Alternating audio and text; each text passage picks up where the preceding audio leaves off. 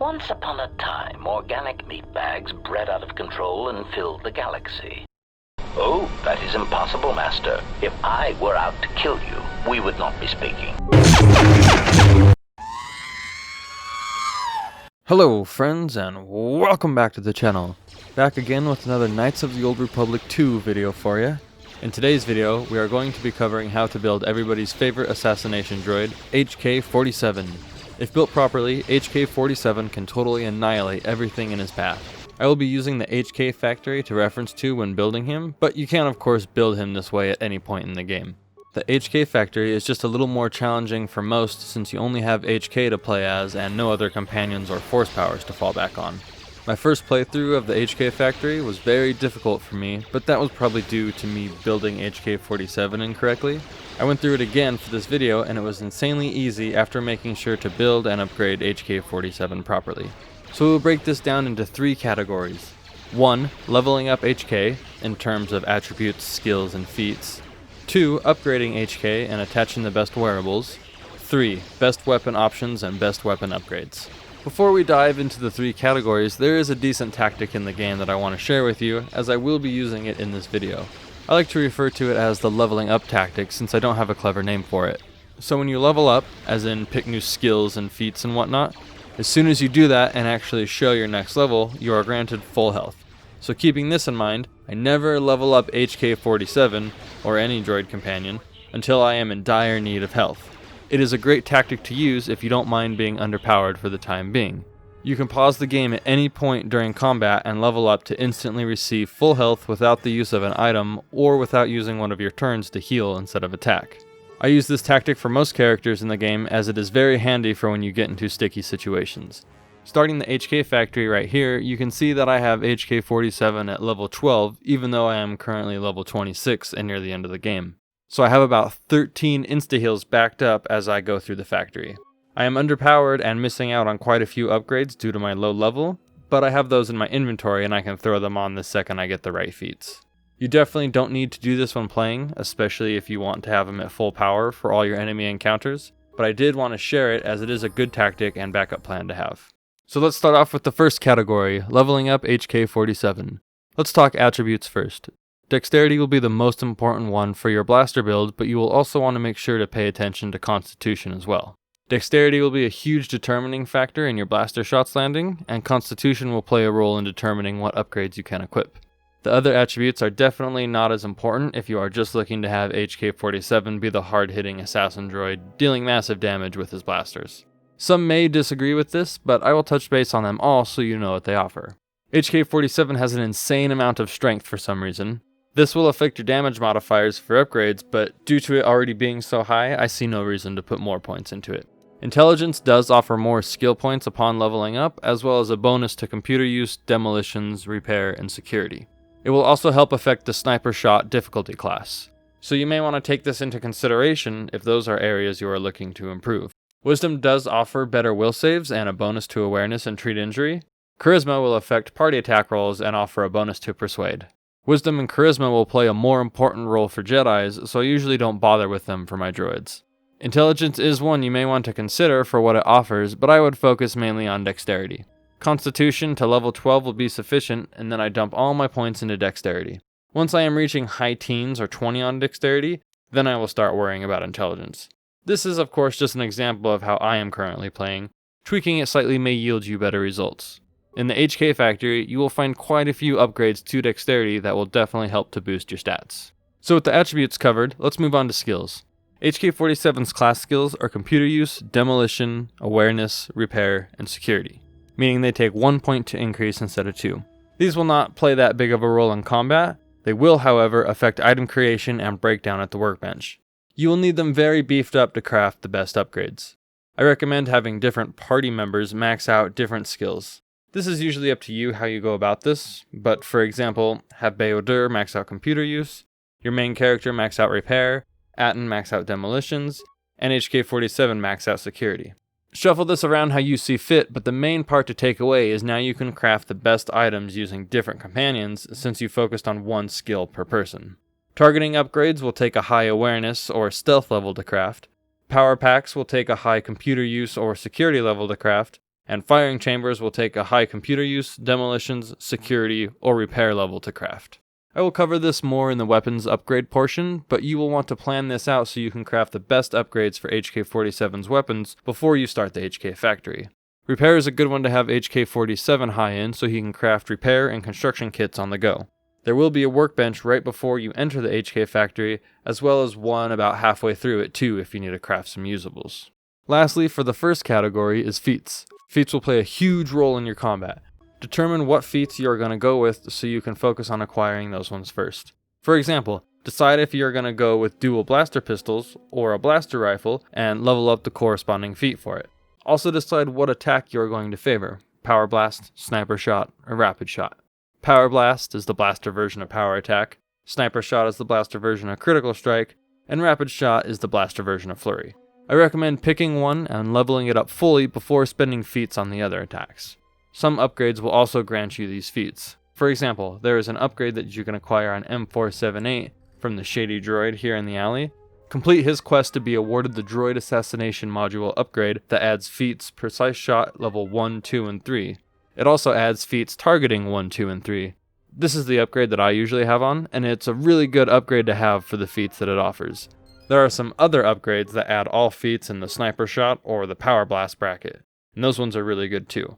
So here's some feats that you're going to want to consider. So for your attack, Power Blast, Rapid Shot, or Sniper Shot, just pick one and level it up all the way before you start leveling each one up individually. You'll just get better bonuses to your attack if you level it up all the way first. And if you're going to dual wield Mandalorian Disintegrators, definitely put some into 2-weapon fighting, because this one will definitely help reduce the attack penalty of holding 2 weapons. By the time you get Master 2-weapon fighting, you'll be able to tell. Weapon Proficiency, Weapon Focus, and Weapon Specialization. So decide early on if you're going to dual wield blaster pistols or take in a blaster rifle and then level up each one accordingly. So if you're going to stick with the dual pistols, then of course level up the pistol one first before you level up the rifle. And if you're sticking with the rifle, level up the rifle before you level up the pistol one. There is one upgrade that we will talk about that offers Weapon Proficiency, Weapon Focus, and Weapon Specialization for both the pistol and the rifle. Close combat would be a good one to consider, because it does add an attack bonus if you're super close to the droids, which you will most likely be in range. So putting on close combat or improved close combat wouldn't be that bad of a choice if you were up and close to all your enemies.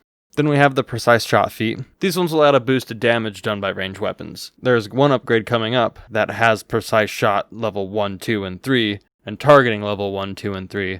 So I don't have to get those in the skill tree if I get those feats from the upgrades. I'm sure some of these other feats may benefit you as well, but those are the ones that I would mainly focus on for your blaster build on HK47. Now let's move on to the second category, upgrades and wearables. I will cover the best ones to grab, however in most cases you'll be using the best ones that you have on hand. If you don't have some of these upgrades already, you will come across a good amount of them as you progress through the HK factory, so you can just equip them as you find them if you don't have the best ones already.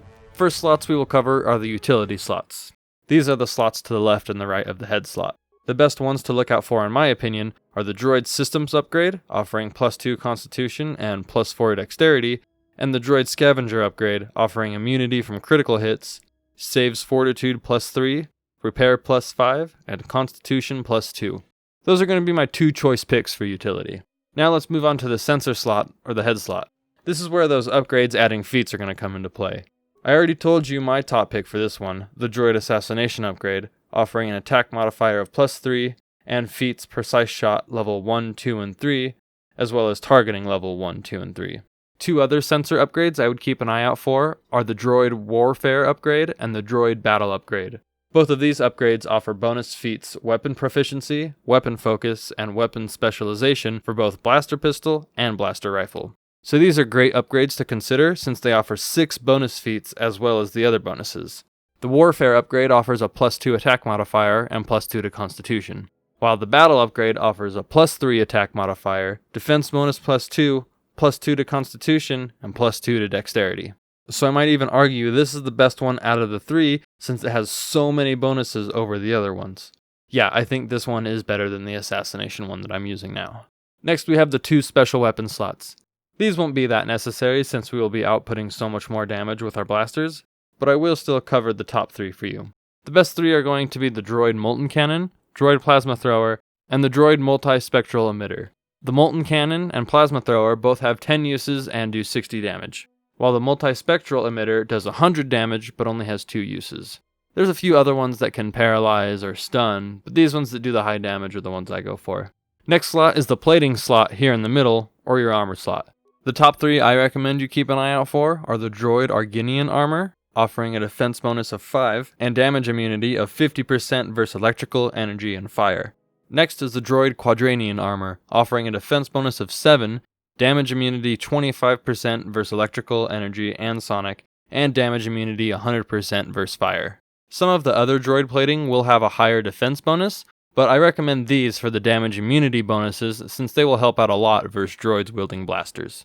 The best armor for sure is the droid capacitor armor. Big old defense bonus of 13 and damage immunity 75% versus electrical, energy, and ion. This is hands down the best droid armor in the game. It is only available for HK47, and you will for sure come across this in the HK factory. You will find it here in this locker near the first set of HKs that you take out.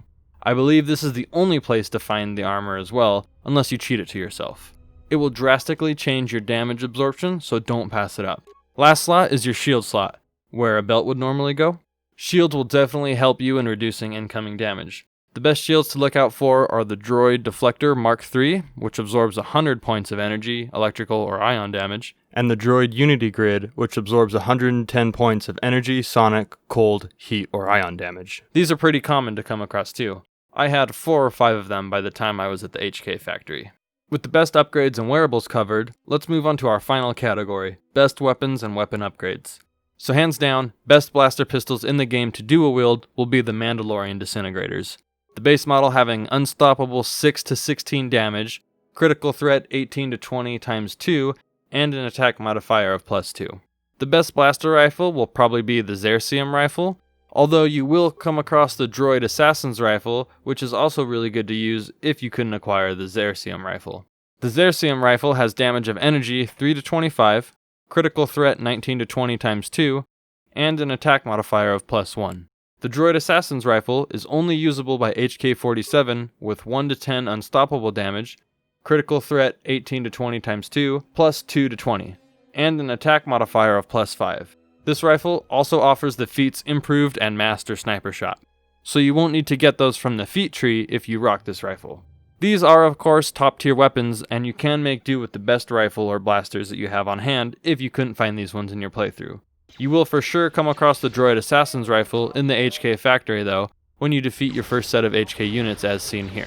So definitely keep an eye out for these weapons, but the best of whatever you have would also most likely work fine. Now let's talk about the best upgrades that you can throw on these bad boys. Best targeting upgrade, best power pack upgrade, best firing chamber upgrade. So for your best targeting upgrade, I would probably have to say you should go with the Pinpoint Scope Mark IV, since it is keen and it offers the slow DC 18 of 50% for 3 rounds. It's good to have a keen upgrade on one of your weapons because it doubles the critical threat range of it. If I'm dual wielding, I will usually put a Pinpoint Scope Mark IV on, but then on the other weapon I'll do a Crippling Scope Mark III. That way I have keen on one of them at least. The Crippling Scope Mark III is the next one I would recommend. It has a damage bonus of +3 energy, and on-hit properties of Stun DC 18, 25% for 2 rounds. So if I'm going to dual wield Mandalorian Disintegrators, I'll put a Pinpoint Scope Mark IV on one, and then a Crippling Scope Mark III on the other. That way it's like I get the best of both worlds. But if I do a blaster rifle, then I'll probably stick with the Pinpoint Mark IV. That way it adds the keen upgrade, so it doubles my critical threat range. The Pinpoint Mark IV scope will take an awareness level of 28 to create, and the Crippling Mark III scope will take a stealth level of 26 to create. Power packs are the next upgrade slot for your blaster. I'm going to have to say that the Rylith Power Cell Pure is probably my favorite, offering a damage bonus of 2 to 20 energy, and it can be crafted with a security level of 32. I was kind of considering the Ion Charger Mark V, since it offers a damage bonus of 1 to 8 Ion, a damage bonus versus droids of 2 to 12 Ion, and the massive criticals of 2 to 16. So that one might be a good one to consider if you have a keen on there, and then you're doing the sniper shot, because when you do land your critical, it's going to deal a lot of damage. The Ion Charger Mark V takes a security level of 28 to craft. Then our last upgrade slot is going to be the firing chamber. I think the best one's going to have to be the Mandalorian Chamber Mark III, offering an attack modifier of +1, defense bonus -1, but a damage bonus of 2 to 16 energy. And this one takes repair level 32 to craft. So take a look at what all the upgrades have to offer, and then use one that's going to suit your playstyle more. So if you're going to be using Sniper Shot and always going for the massive criticals, maybe get one of these upgrades that has a better bonus to massive criticals, and it might suit your playstyle a little better. And they all offer great damage, so one isn't the wrong pick, it's just whichever one you like the most. So keep that in mind too. But those ones are for sure my top picks for the upgrades. And that is pretty much it, my friends. Building HK47 in this way will no doubt make him a damage outputting beast in your game. You can see that as I progressed through the HK factory using the level up tactic, I got to about level 19 or 20 before I was massively overpowered against the other HK models. I didn't need to level him any further to slay through the other HKs. That armor that you come across in the locker is by far the best droid armor you can get for HK47. I was hardly taking any damage after I equipped it, especially when using the droid Unity Grid shield to absorb incoming damage. I hope this video was helpful in building HK47 for your playthrough. He is one of my favorite characters to play with. Aside from his hilarious dialogue, he can also be quite the powerhouse. You can apply these techniques to other droids and companions as well. Most of these tips will apply to other blaster builds you want to try out on fellow companions. Just be sure to know what strengths the companions offer so you can take full advantage of them. I had a lot of fun putting this video together. Feel free to comment or hit the Discord with any questions and I will do my best to help out. I appreciate you all coming to check out the video. Throw a like up on this if it helped you guys out. Be sure to get subscribed if you're not already so you can see future content as it comes out. I have some more guides in the works, so look forward to those. Thanks again, my friends, and we'll see you in the next one. They talk a great deal and threaten each other for various reasons, mostly involving mating, survival, and resources. It is really quite tiresome.